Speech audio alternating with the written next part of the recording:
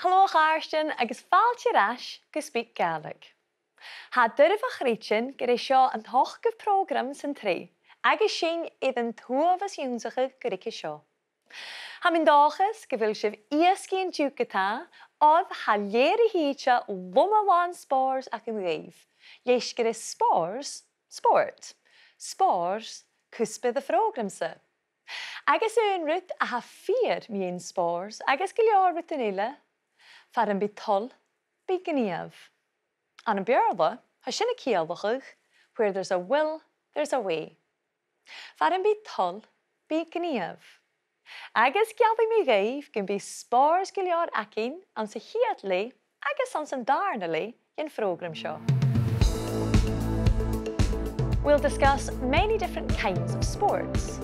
Gaat chuig me se imine díomh sé barcusise neo rugby a raon a bhaint sa scáil acamsa.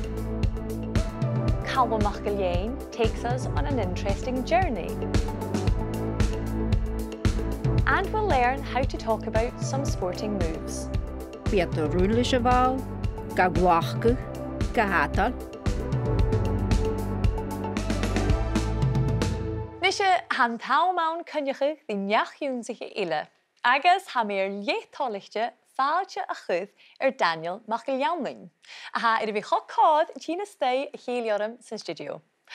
Well, Daniel, ha fideo gacam y sio gys yn cwrsin Uibhist I chéle. Sauna glasachu a haw fy hús. Haw a gwper awn yn teicniolus. Agus dalet fi streip rohich na halwapa eachdraidheil na seachcinne. Bí. Nishe geist chudrumach. Cymryd a hannig yw chun na Gaelic? Wel, hannig mi chun na Gaelic trwy cosiac na bernt na halpa.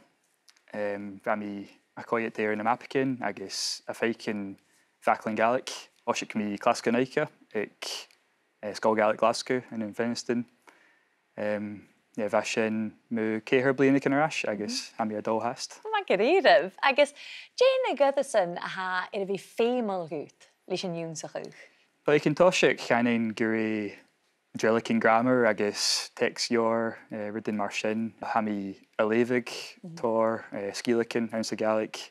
Ha sin ffeimol iosa agus gytsioc a geistic ri podcasts mar begar veg agus SpeakGaelic. Glefa? Rydyn mar sin. Scas gynnwyr yn go a curastatir agus a dolarash, rewind, reo mi a tug sin. Cymryd a fystw y clechgych na Gaelic, fel la gyla? Wel, ha mi awn yn gac bwyn i'r linia. Ha bwyn awn far yn go a curatex, ga tuilleadh I gyfeil Gaelic. Ha sin cwtymach iosa gyfi a clacag Gaelic awn yn doi sin. Agus fel dyn sy'n bi iawn rys yn byw y brin Gaelic, gysosialta?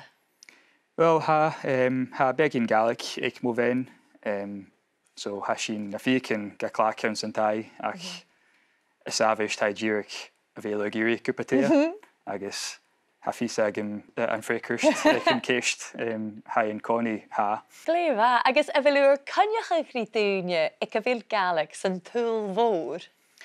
Wel, fel am gam, chain mi ri da fornig eich a fel Gaelic awn yn station train a cwrwyr. Right a goper cwl yn bar, agus hosiac I Gaelic a fri'n. Shit, the wolf is yeah, hwrs mi ha begin Gaelic ag yn cytsioc. Ti lefys tu y gienaf ma ha, le dwnia?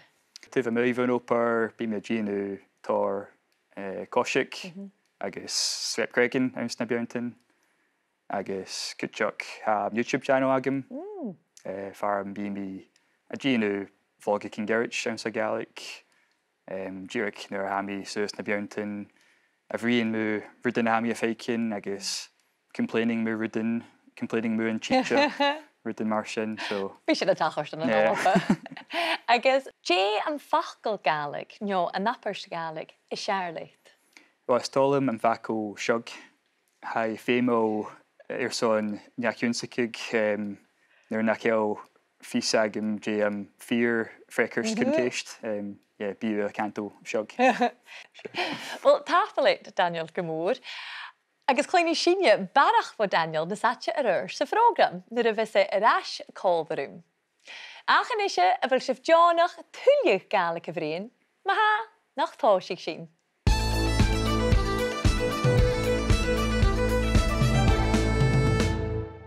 Let's start by talking about a game or a sporting event that's scheduled to take place.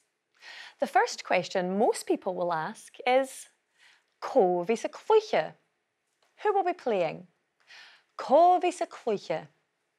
Or if you want to be more specific, you can ask, có bhí sa chluiche an sa dhéime?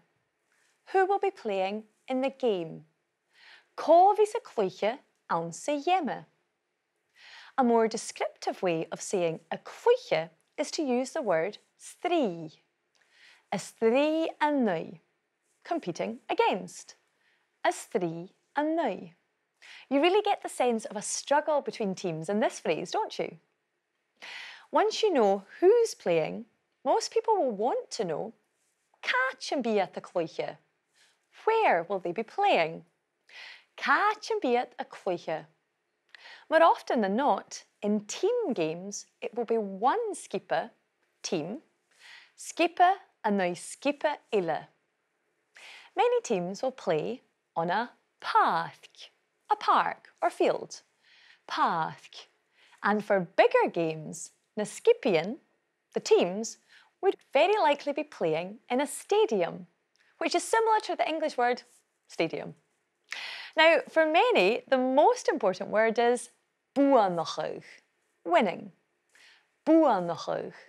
Although we should remember that it's not about the winning, but the taking part. To ask who is likely to win, it's có bhuainichas.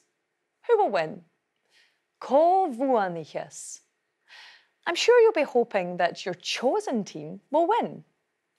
Buan dachas gum buainichiad. You'll be hoping that they'll win. Gum buainichiad. Because there will likely be consequences if they don't. Mure buainichiad. If they don't win. Mure buainichiad. The other way of looking at this question is có chaillis. Who will lose? Có chaillis. In Gaelic, to keep or retain is glé. But in a sporting context, it means to win. Glé. Now, everyone hopes their team will win and that they can finish the game. I gléigh I dhéime, winning the game. I gléigh I dhéime, agus chainneal ferach cin cobbach rís. Nach é sin inise ricáirugh me spòrs, atzalíchas mishe manal is an gréiseach. Agus fiach an nangu sibh cuid na haperston a chunig sin an siad.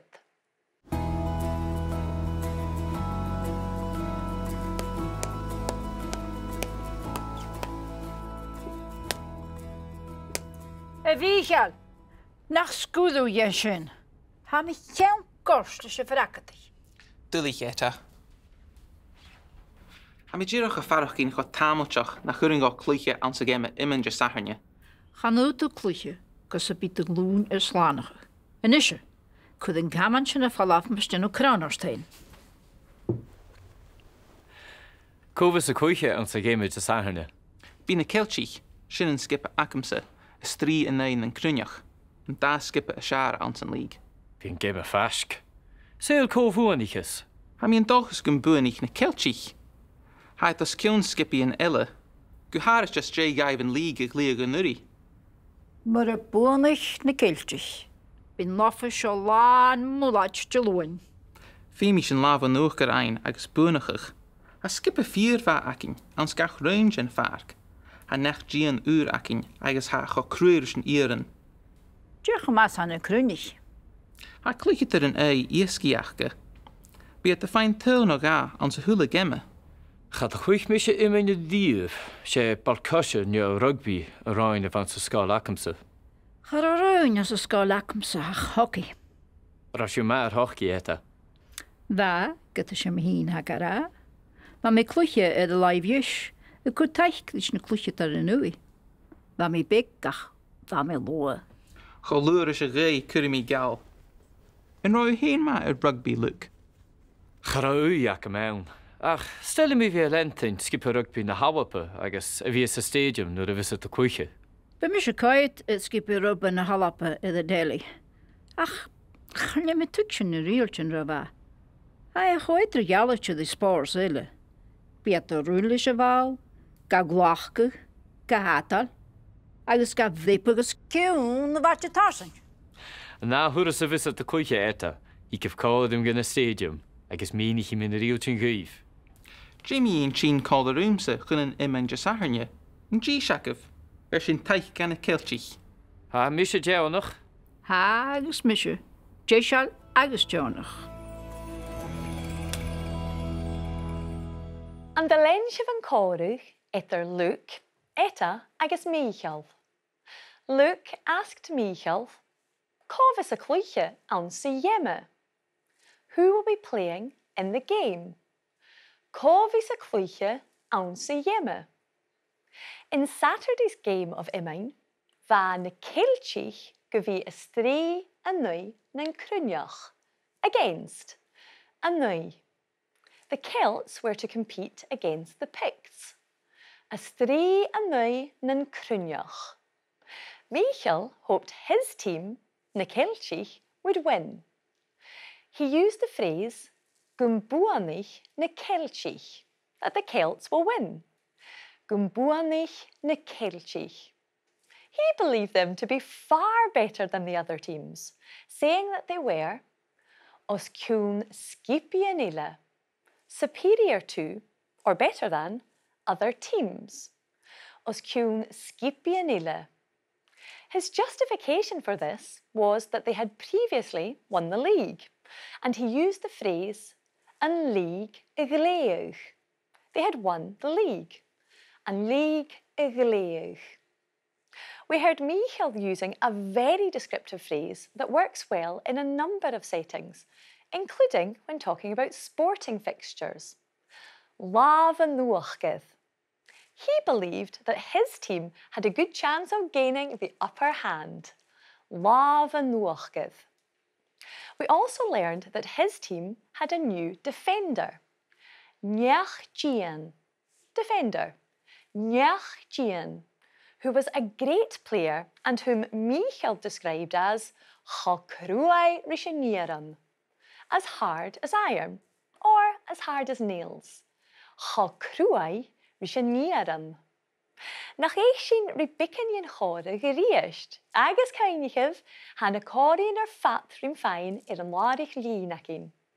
Cóvis a cuiche an sa géimiid a sáthne. Bí na celtich, sin an skippe acamsa, a strí a nain an Crunach, an da skippe a siar an san league. Bhín géime feisc. Sail cómhuanichas. Ha mi an dochas gun buanich na celtich. Haid as cion skippy an ille, go haris just jay gaib an league ag leag an nuri. Mar a buanich na Kilchich. Bín lofa seo lán múlaid de luin. Nisha, han taumaun son bican of arach spòrs, an tuiris seo an cúideach Calum MacIlleathain, an neach sáirichte ac in hín. I've heard mention of bunkers, eagles and birdies, and I know that he's a fair way from home. That's all I'll say for now, or I'll be accused of attempting as many puns as Calum himself. Ach súil díadach cáte bhile. Uibhist i Deas, South Uist, Uibhist i Deas. Chanéad na seaart na cuairt ar a bhláir mú. Glan na discavanan. Your lungs, discavanan. Fálich, feman loche na do chuinlanan. Your nostrils, do chuinlanan. Agus, well, feuchainn gun de chas a bhríise gan a tall rabbit. No can you noch?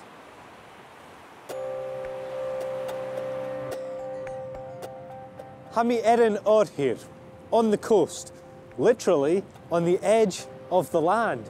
Erin out here, a vachara.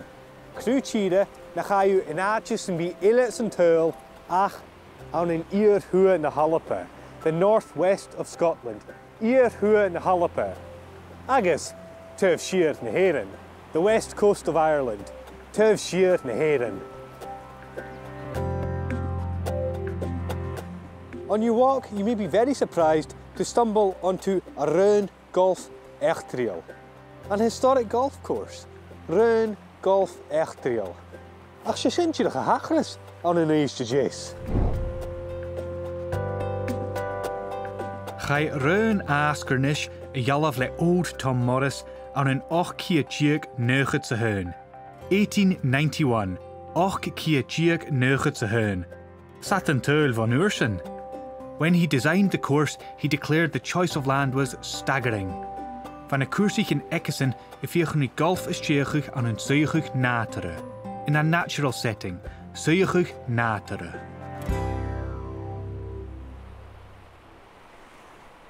Hanolly MacGinnigan vi a gubber raon golf askernish vat immig bliene. Get nach heel verleichen Old Tom, tukishuf. Nolly, maar dat gaat je goed. Hier gaat mijn koersen zo heen. Ha echt die maar eentje nog even heel. Van natuurlijk als je heen Gaidhlig het hoort je reis bij de gaul zo'n crash voor. En ik kon eens hoort je krijgen Old Tom maar het koers van van Kiri. Janus voor South Uist, zo zien we de huis gemisje. Kaljaring natuurlijk is je zo feuchainn ha fistachul mar Old Tom Morris agus na cósta seice. So biasna tín as na Stáits a Canada sa Mhórs Britain is fat. En je koersen dulich en je koersen fudiste ha seo? Gaan is ook koers dulich han. Ach sé koers wasach ma han. Was geen snok. En hier na perna vi moeie seo. Is je hulliger golf avondje? Gaan we natuurlijk zien gewil immers ga ik een uur accuusje. Wat voetgolf is. Zo hou pepik bouwel steeg aan een hoekbe. Agus kondisch gefiet brepen ook al hoekt. Zo zien we daar voetgolf verkopen. Voetgolf? Is toch een golfkastje, zo Gaelic? Golfkastje, ja. Heb je heen via net? De feuchainn is op pie. Hij fallesioch gewil leersjen raon golf Old Tom, het was tlach de geunje in Jew. Vat lientjen as jay gan leug heen en koerse animal shot a jalaf. Keinig, var een bital, be gniev. And it's clear that Old Tom's vision still inspires. Yes! Rijm je goesje. Ha Apperstown. Ha golf een miljoch Joe Goerst. Golf is a good walk spoiled. Ha golf een miljoch Joe Goerst. Ha erda gred Mark Twain hoek ne fachgiltjen gein in Toshach. Ach, galtisch, gabé. As bi ko vuje hanik en tapperst, ga niet mi ietsje de geun terugloen. Ga wil je kaal. Nothing would ruin. Ga wil je kaal, koerst en askernish. Fuse, saf, femman loutje.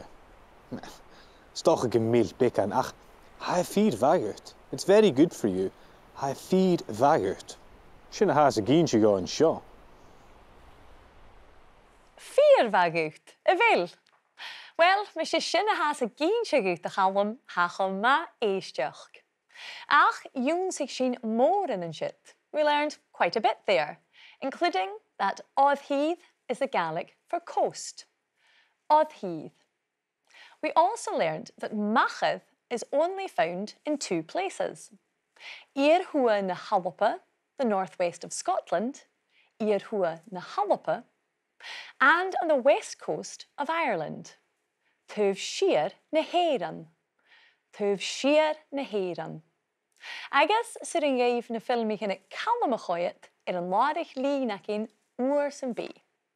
Fwydd sif cúideach lenting na mian an sóisialta, far an bia a tar seachad an tuilleadh únsaí.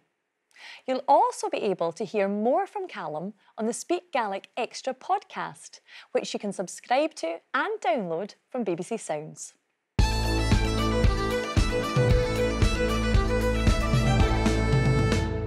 Ha Daniel as cóbharúm inise, agus Daniel chunig sin Calum in shit an an Uibhist, sé gín sé géin raon golf ascarnis, An ro hen riamh van an Uibhist a clúiche ar a rún golf sin. Chará mi se a clí golf feature. Is stocha nuair bí mi na bódach agus Calum MacLeannain a gopur comá bí mi a clí golf an uair sin. Dí seo a rutain a bheits tú díanamh maithe ar san cúmal fabhain. Bí mi a díanú SpeakGaelic, tuibh mui maithe an títe má, nó tuibh stay mario agus cúteach istálam bhruidhinn trom a hocail an sa gym cúteach. Kind of we say him JFACO or some weightlifting as a Gaelic. Yeah, a tógal go cheumannan, I should have go for. Agus bíú a strip na bean rothach cúteach nach bí? Well, bí agus bha, so hoisic mi na roich an an 10 míle sa stiùidio agus cur mi críoch ora ficit sa ficit. So an drasta bí mi a ginú an bhruidhinn níosio na roich a tenimir na corbets. Wow, sé dúhasach ma. Agus có bhain rothach is seirlit maithe? Cainain gur é bucaléit a bhór a Charlam an sa Glencoin. Scas gunnarin go a bhí a sreipir an bearn sin fat an bé agad agus ha slíon úr ann suasé gactúras. Chomh mé cúteach go réinú an arpis Ironman? Chané fear Ironman a bhain scas nachrás na bhain. So hoisic mi ag gastro dunéidean ar na ag tvíar sa bhadín. So dúireach nuair an tánic na clubacin an uí sa bha sin spòrs. Agus an uair sin ruí mi bhó an castro go North Queensferry. So bha sin 10 míle íoc a mi asmanaigh. Agus an uair sin bha mi ar an beisco agam go Calum MacLeannain. Bha sin os cíon 100 míle. Agus an uair sin bha mi a ruí a ríist bhó Calum MacLeannain go an Gairston.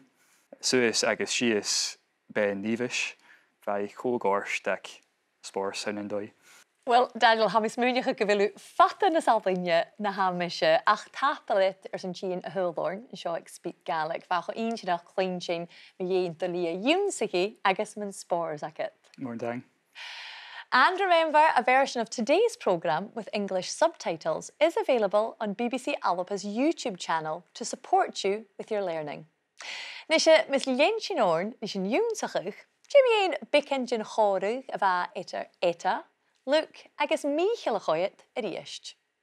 Fí mi sin lábh an nuachtar ein agus buanachach, a skippe 4 bha acin, ans gach raon sin farc, a nech dían úr acin agus ha cho cruúir sin íran. Dúch mas an crúnich. Ha clúchit ar an iasciachcha. Bí a fein til no ga an sa hula gemme. Chad a chuich mi se imine díomh sé balcose neo rugby a raon a van sa scáil acamsa. Char a raon as a scáil acamsa ach hoci. Ra siú mar hoci eta. Dha, gyda sem hín ha gara. Ma me clúche ar a laibhiis, y cwr taich lys na clúche ar yn wy. Dha me begach, dha me loa. Cho luair is a ré cur mi gal. Yn roi hén ma ar rugby Luke. Char a ui ac am mewn. Ach, stelle mi fi a lentin skip a rugby na hawapa agus a fi sa stadium nur a visit a cwche. Be mis a coit it skip a rub na halapa i the Gàidhlig. Ach, channe me tuichen na rielchen rava. Van míchelf een moddig en skippe ikke heen, na keeltjich. Ik gra gan rot ma ounce gach ruin gin fathk in every section of the park. Gach ruin gin fathk. He noted some of Macrunich's strengths, saying that they'd been a fine tuilleadh nioga, scoring a goal or 2, a fine tuilleadh nioga. Etta had some sporting memories of her own, not imine, but from playing hockey in her youth. She had been a clúiche ar an live yesh, playing on the right wing. A clúiche ar an live yesh. She also told them that her position involved supporting na clúiche ar an ui, forward players, clúiche ar an ui. It turns out Luke didn't play any sport. He preferred to be a learngaelic skipper, following a team. A learngaelic skipper.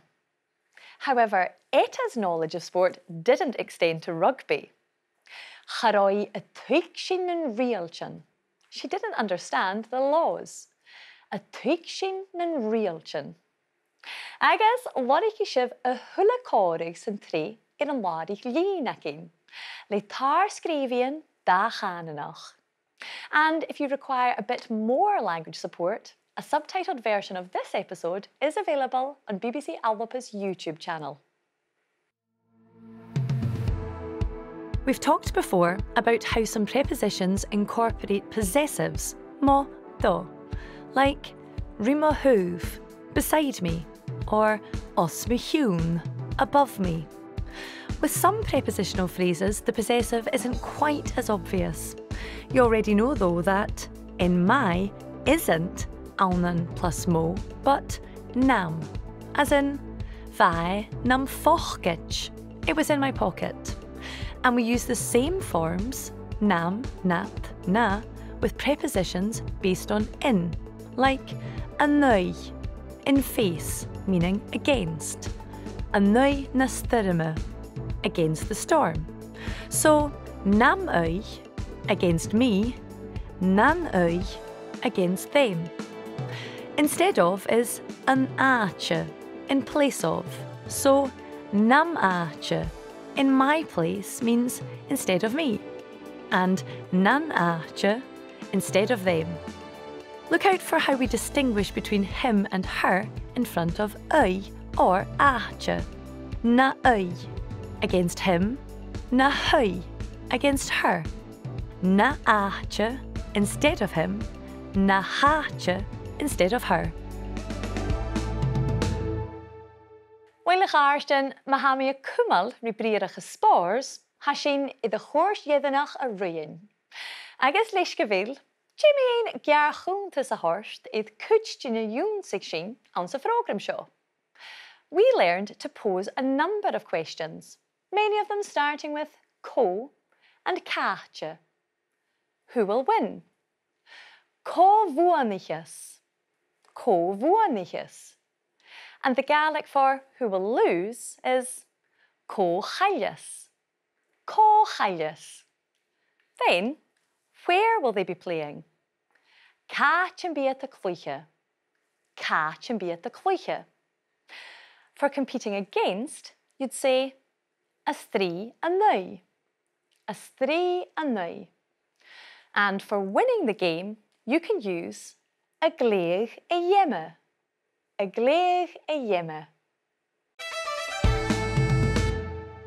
Wat tar spòrs akin nach ra. Ach ha ik alwarum nach il unje a varach gaun in tju. Kuinigiv a gal genawadig lien akin, gus tuilleadh gudas in júnsachi a ha a boomtin ri spòrs a warag. Yev shiv na podcastin akin BBC Sounds. And look out for regular sports coverage with Gaelic commentary on BBC Alwapa and on BBC Raon and Gaelth. These are fantastic for practicing your listening skills as well as building your sports vocabulary. Sorry live and draste.